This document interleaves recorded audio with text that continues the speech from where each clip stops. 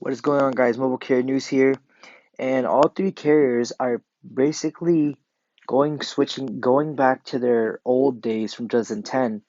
They're focusing on their marketing instead of just what businesses and companies. They're focusing it back on the customers. So I'm reading this article that was posted on the second, basically, a few days ago, and they really are bringing back the old days. Whoops. They really are bringing back the old days when I believe 2010 when you could get a phone for 199 and going back to contracts and data plans and any mix and match plans. Basically, that's what they're going to. So this is interesting. I'm scrolling down here. They're going in competition, of course, but it's interesting how what's going on. So AT&T reported 595,000 new postpaid voice, basically customers in the first quarter of 2021, which is really good news for AT&T. I like that they're getting more customers. They're going back to getting basically they're being the top end in customers again. Their service is pretty good. I never tried them, but I plan to try it in the future. T-Mobile has acquired Sprint, and they're working on their Magenta Max plan. For Verizon, though, they lost about 178,000 post paid voice customers during the same quarter.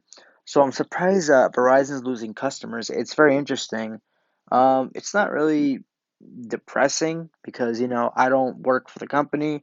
I'm not an executive. I'm not the CEO of Verizon. I just cover the news. It's kind of interesting. It's just shock. It's just like this will usually happen. If this was AT&T, same thing. T-Mobile, people come and go to different services every day. They leave and come and go.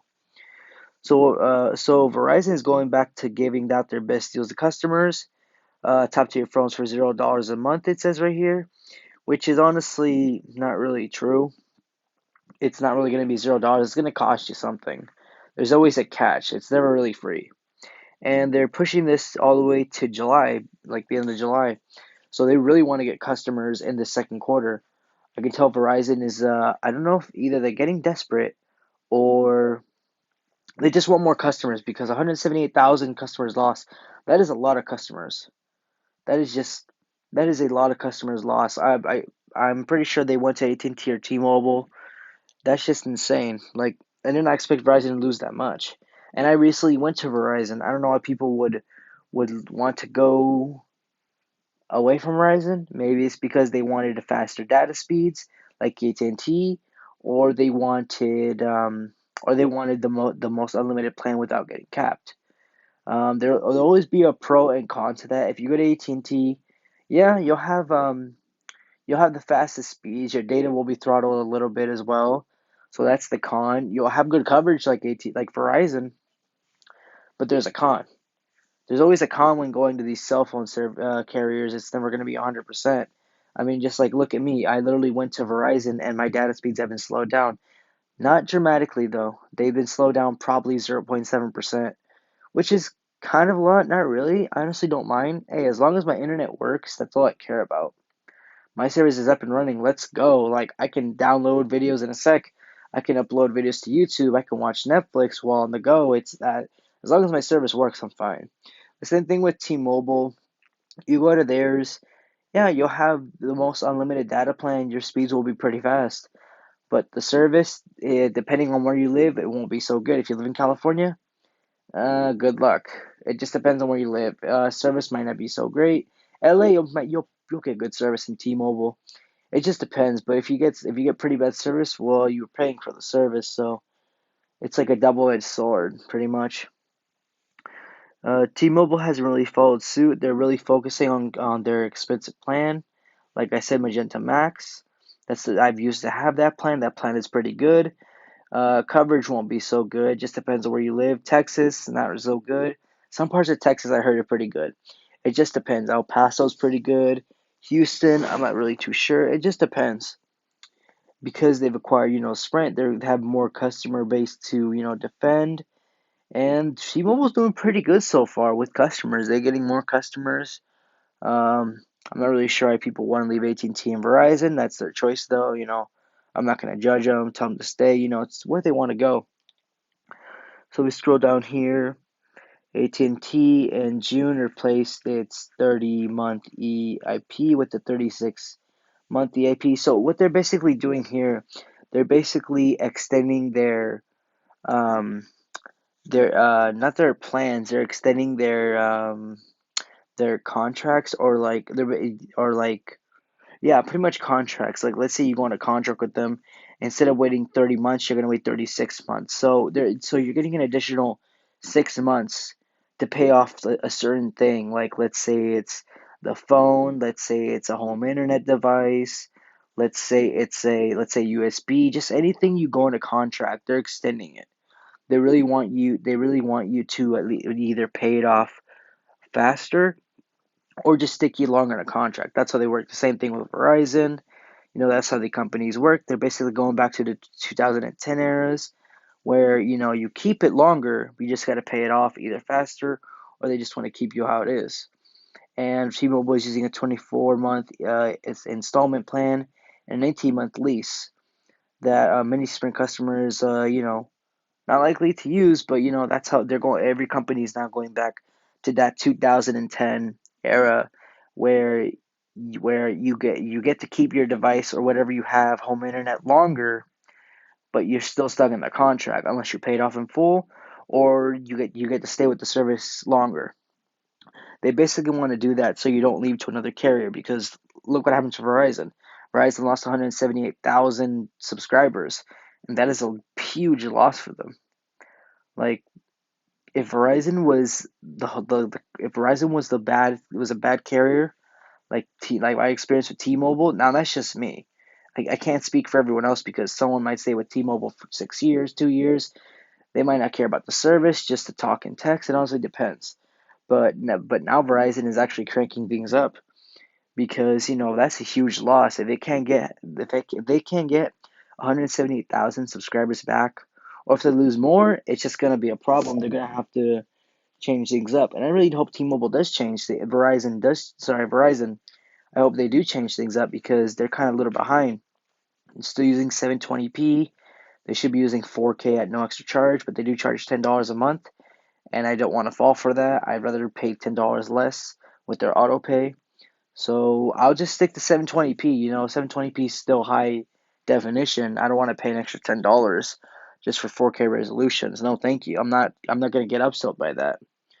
So it's basically longer cycles to get you stay on the plan or pay off your device or whatever electronics you have in full. If you scroll down here, it basically talks about more how they're extending the plans, and now AT&T and Verizon are facing the upward cost of providing an iPhone or flagship Android device at $0. So basically, how this is gonna go.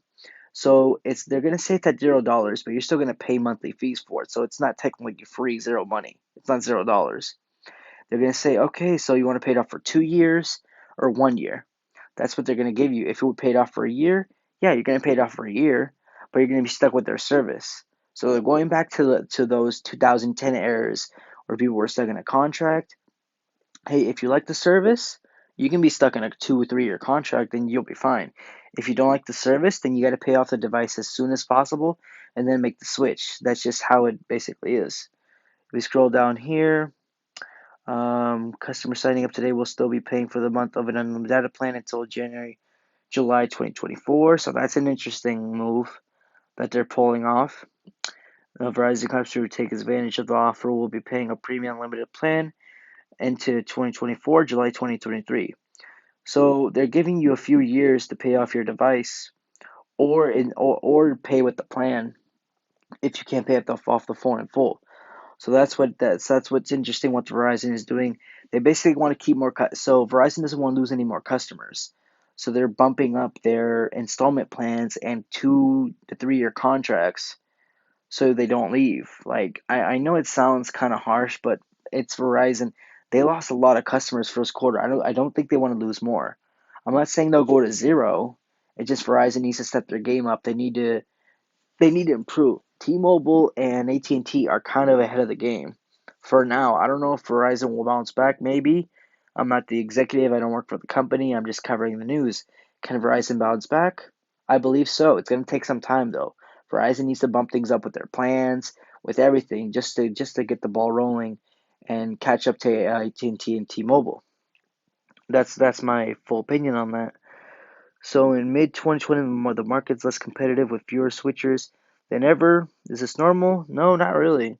No, it's pretty normal for people to be switching year after year less to other carriers or more. It's just how business is.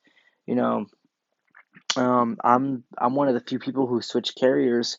What the services my family mostly uses is AT&T and T-Mobile. Now, do I blame them for using the kind of service? No, I don't blame them. I don't blame them at all for using the service. They can use whatever service they want. My dad's been with AT&T for 20 years. My cousin's been with T-Mobile for about 5 years. It's just what your preference is on what the service you want.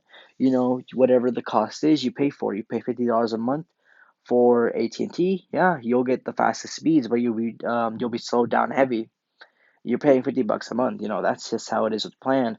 I'm paying $93 a month. Well, I'm paying like $144 a month right now. That's because I'm a new customer. All the fees and everything was added on. But by next month, I'll be paying, I believe, 93 a month. If I'm paying 93 a month and the service is good, and I get the most perks, I get the most premium data. Coverage will still be good. It's what I'm paying for. So that's what these switches are coming up with. They're not really, as much.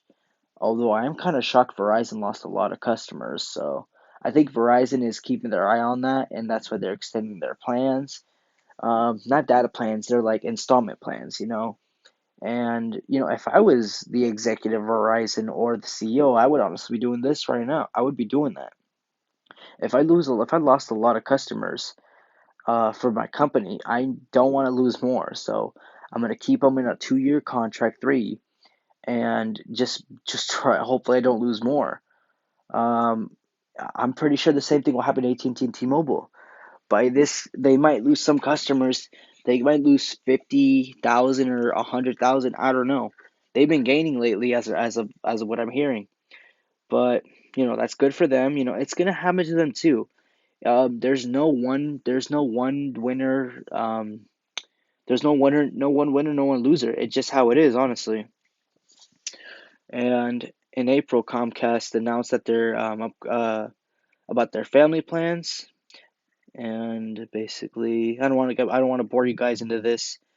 So just trying to find more news of this. So that's basically it. So yeah, what all carriers now are doing, even TV carrier providers, they're They're trying to get more focus on the customer. Because of 2021. They're trying to bring back the old era days of how the customer is the number one focus right now. We need to get more customers up in the front line, more data plans. The more customers we have, the more revenue we'll have, and the more I guess our towers will improve. It's just how they work. It's honestly all business. It's how everything is now, honestly. And will Verizon bounce back really from this 170K loss of customers? Like I said before, in my personal opinion, yes, but I think it will take some time because losing 178,000 subscribers is huge. That is a big loss. And the fact that AT&T gained 595 new subscribers from T-Mobile or Verizon and just went to AT&T. T-Mobile also has the focus that too, because in this article, where does it scroll down? Let me see if I can find it.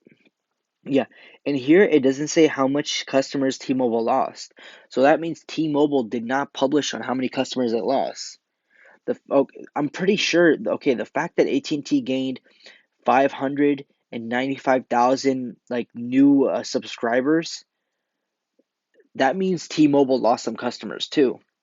Now, T-Mobile didn't announce how many they lost, so that also means T-Mobile has to watch out and make sure they don't lose any more. I don't know if T-Mobile's being very secretive, or they don't want to admit to their competitors, hey, we lost this much. Well, we lost this many subscribers in the first quarter. We'll do better. Or maybe they didn't lose any, But I'm pretty sure T-Mobile lost some customers. Like I said, no carrier is perfect. You're bound to lose some customers here and there. But T-Mobile has to watch out too for this. If a lot of customers are going to AT&T, they have to all two carriers, Verizon and T-Mobile, have to step up the game. They have to make sure they get more customers in. They have to make sure their plans are updated, their towers are doing good, and whatever service they have to upgrade their service too, because 2021 is going to be huge for all three carriers. And then when we get to 2023, 2024, that's when the ball is going to be rolling, and we will see who is number one on top. We honestly don't know who will be on top. I could say Verizon could be on top, but then AT&T could be catching up. I could say AT&T is going, but then T-Mobile's up. They all the way up there. It just depends. I honestly don't know how the future will go. Verizon has always been number one. Yes, I understand that, but things are changing. All the other two carriers are catching up. People are literally going as fast as they can be, especially with 5G coming up. 5G is huge. It's still in its baby stages for 5G. I already know that, but things are slowly, gradually evolving. I want to know who will be on top for 2024 and 2025. What do you guys think about this? Let me know what you guys think in the comments. Can Verizon gain back from this loss? Can T-Mobile improve its service with the Sprint merger? Can AT&T gain more customers and make Verizon and T-Mobile lose more customers, or can they bounce back? Let me know what you guys think. Let me know what you guys think in the comments. Hope you guys enjoyed this video. Like, comment, share, and subscribe. I'll see you on the next video.